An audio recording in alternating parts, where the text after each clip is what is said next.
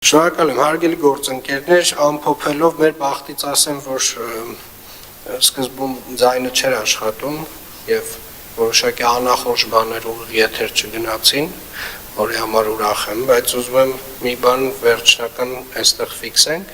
Եթե մենք այստեղ ինչ-որ մի բան խոսում ենք, դա նշանակում է, որ Երևանի քաղաքապետարանի ենթակայության բոլոր կառույցները,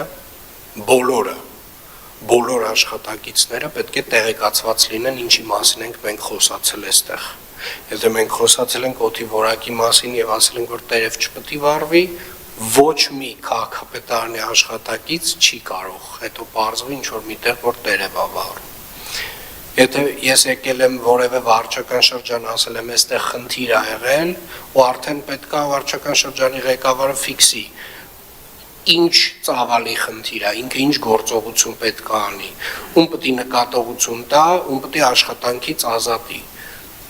որովհետև այնուամենայնիվ վարչական շրջանի ղեկավարի պատասխանատվությունն է, նույնիսկ դա հասկանալ, ամեն ինչ չի, որ մատով պետք է